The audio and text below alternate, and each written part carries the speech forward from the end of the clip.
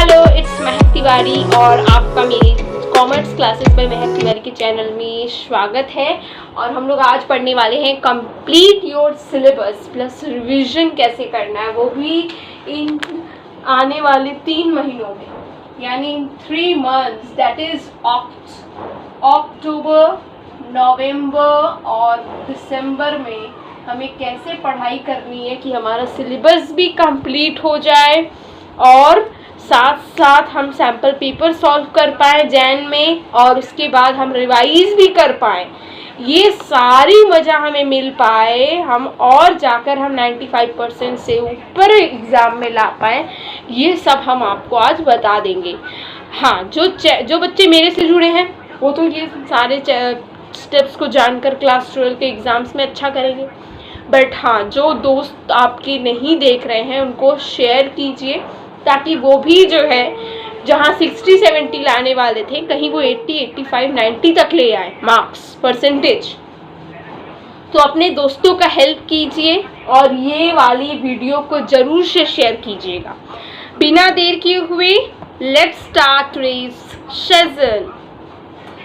सबसे पहला हमें यहाँ पर आपने देख सकते हो मैंने लिखा है वेटेज का चक्कर। अब ये वेटेज का चक्कर क्या है दीदी?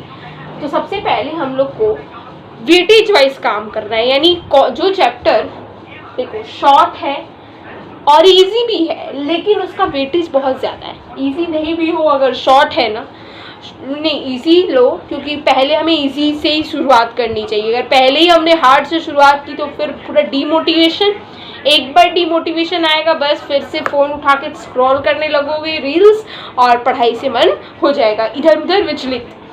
तो हमें शॉर्ट एंड इजी चैप्टर को चुनना है। जैसे कि मैं अगर बात करूं तुम्हारा बिजनेस स्टडीज़, तो वो कंट्रोलिंग बड़ा इजी चैप्टर, छोटा सा चैप्टर भी है। बिजनेस एनवायरनमेंट बड़ा छोटा चैप्टर है, लेकिन आता है उसका क्वेश्चन, 3 या 4 मार्क्स का क्वेश्चन आता है, उसका एक फीचर या इंपॉर्टेंस से क्वेश्चन बनेगा। फिर या अगर इकोनॉमिक्स की बात करें तो इकोनॉमिक्स में है environment chapter by sustainable development के 6 पॉइंट्स लिख दो, तो वो भी इंपॉर्टेंट चैप्टर है। उसको एक कुछ करने से ही हो जाएगा उसका। आप इको मूवमेंट को एक्सप्लेन कर दो, या फिर right a short note on हमारा ग्रीन हाउस गैसेस, इन सब के ऊपर। तो छोटा चैप्टर है, करने से ही हो जाएगा। इजी भी, आपको जल्दी समझ में भी आता है, आपने बोला था।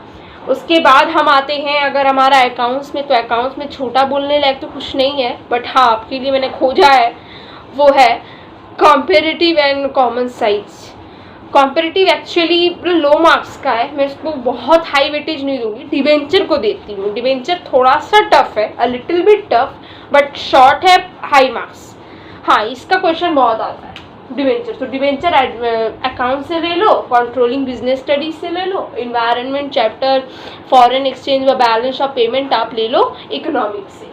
अब आते हैं लेंदी, उन चैप्टर्स में जो बड़े लेंदी है। आपको पता है नाम लेंदी का, मुझे बोलने का ज़रूरत नहीं है, बट फिर भी सजेस्ट करूँगी उन बच्चों के लिए जो कभी बुक खोल के बैठे ही नहीं आज तक। तो लेंदी है लेकिन इंपॉर्टेंट है। जैसे हमारा बिजनेस स्टडीज़ का हो गया फाइनेंशियल मैनेजमेंट, डायरेक्टिंग चैप्टर, यहाँ से बहुत सारे क्वेश्चंस बनते हैं।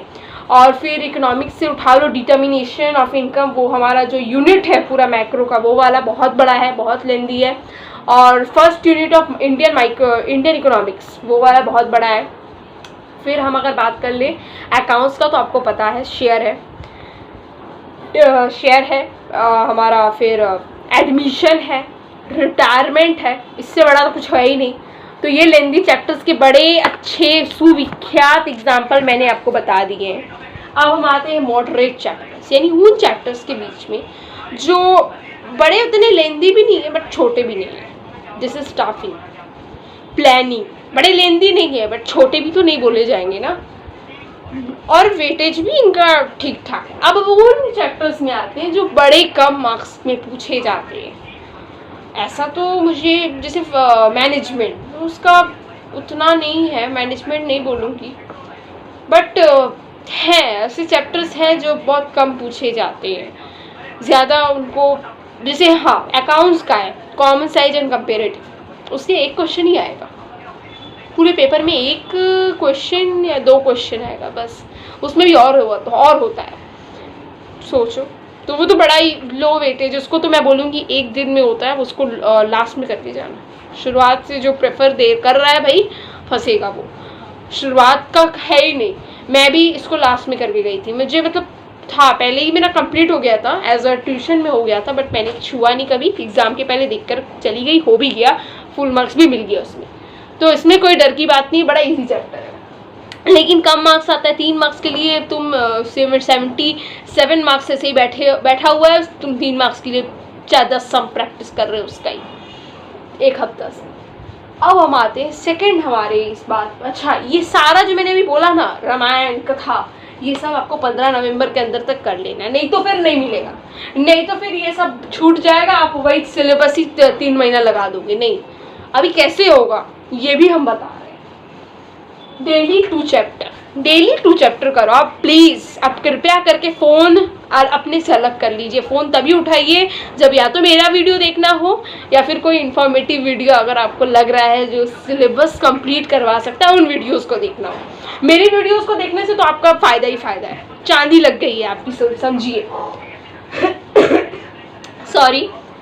तो अब हम डेली 2 चैप्टर किया करेंगे। प्रण लो, आज से मेरे सामने प्रण लो कि हाँ दीदी, कमेंट सेक्शन में बोलो हाँ दीदी हम डेली 2 चैप्टर्स करेंगे, मैक्सिमम से मैक्सिमम 3 चैप्टर। जिसके पास जो ज़्यादा पढ़ता है उसके लिए 3 चैप्टर आसानी से होगा, जो कम पढ़ता है भाई 2 चैप्टर तो करना ही है, नहीं तो फिर गए तुम, समझो गए, बोर्ड एग्जाम गया, तुम गए और फिर बैठ के फिर लास्ट टाइम और कुछ नहीं हो पाएगा। मैं पहले से बोल रही हूँ, लास्ट टाइम के लिए कुछ नहीं रखना, ट्रस्ट मी, आप बहुत रिलीफ महसूस करोगे लास्ट टाइम में जब अगर ये सब हो जाएगा आपका। अच्छा, ये मैं डेली जो 2 चैप्टर पढ़ रही हूँ, ऊपर से नहीं पढ़ने बोला मैंने बोला है कंसेप्ट पढ़ के अंदर से खंगाल कर पढ़ना है, बिकॉज ऊपर से पढ़ने का कोई आजकल मायने नहीं है, सभी पढ़ रहा है, अंदर से कम ही पढ़ते हैं और अंदर से ही तो क्वेश्चंस आएगा। एम आई राइट? जिन्होंने देखा होगा इस बार का सीबीएसई सैम्पल पेपर वो बता सकते हैं, वो कमेंट सेक्शन में। अब हम लोग बात करते हैं अपना 3rd नंबर जो हमको पढ़ना है। 3rd नंबर मैंने क्या बोला है, आपको बोला है मैंने कि यू हैव टू प्रैक्टिस। आपको क्या करना पड़ेगा, आपको करना पड़ेगा प्रैक्टिस, यानी प्रैक्टिस क्वेश्चंस। और यहाँ पर मैंने रिटन की बात की है, आपको ओरली कुछ प्रैक्टिस करना नहीं है मुंह से, आपको लिख के प्रैक्टिस करनी है। और प्रैक्टिस भी 2 तरीके की है।